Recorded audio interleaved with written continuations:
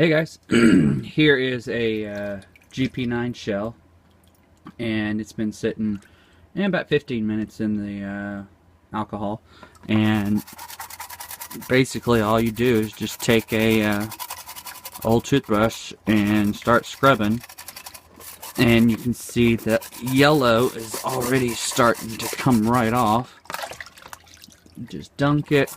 Typically I do this outside with running water and rinse it off as I work, but since it's 39 degrees outside, and you know, like I said, this was only about 15 minutes, you can see the yellow is already starting to loosen up really well. The silver that was already on it is gone.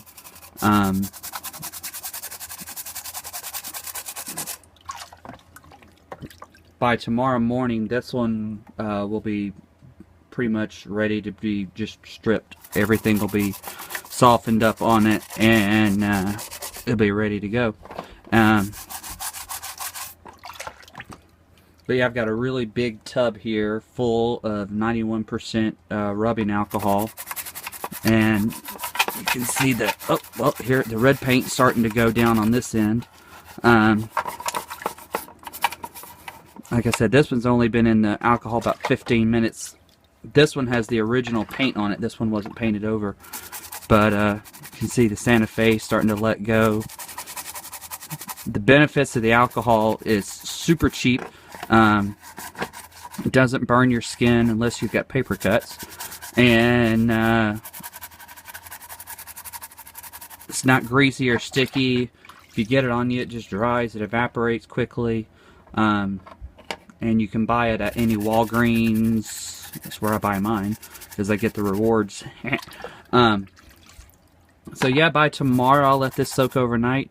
It'll be fine.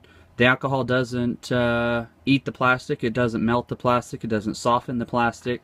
It doesn't mess with the glue. These are glued in here and here, over here, and whatnot. So just, you have to be patient with it and give it some time. And I just, like you said, I've got a tub big enough here, and it just soaks in there. I stick the lid on it. I'll come back tomorrow, and it'll be good. Here is one. You saw the pictures already, but you can see it is nice and clean. I rinsed this off in just warm water, and then washed it with a little bit of soapy water just to get all the alcohol residue off. And I'll let them dry overnight. I scrub everything off just so I can make sure there's no cracks or anything the paint's hiding. And there's the nose over there that's already been taken care of. And then, yeah, tomorrow I'll be ready for some paint. Hey guys, I thought I'd show you one more quick video. This cab I put in the alcohol earlier today. I'd actually forgotten about it. So it's been sitting in here several hours, and you can, I know it's kind of hard to see, but you can see the paint starting to bubble on it a little bit.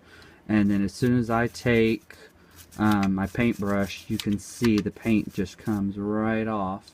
I'm more just pushing the paint off, not really scrubbing it off. And then you can see it just comes right off without much. I'm not really pushing very hard on it. And sometimes you'll get a couple spots where you gotta scrub a little more.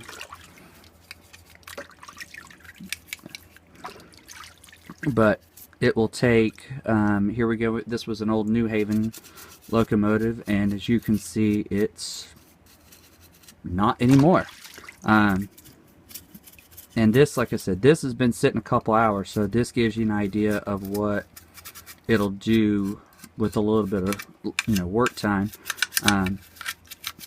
I do like to clean the inside and get all that stuff off, especially around the windows and doors where I'm gonna be putting stuff back in, like windows, because the clearances are already tight on these things. So you want to make sure you get everything as cleaned up as best you can.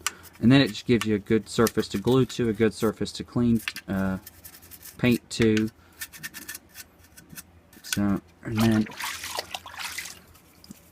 a little top there, just, but you can see in just a few seconds, well, a minute or two, you know, this one just came right clean. Come back and just scrub here.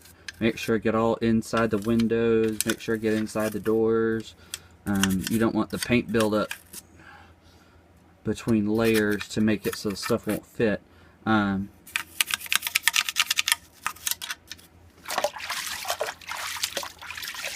there we go. And that one's pretty much just needs to be rinsed with some warm water, soap and water, clean it up a little bit more, and it's done. So gives you an idea of what the alcohol can do if you let it sit for a little while. There you go.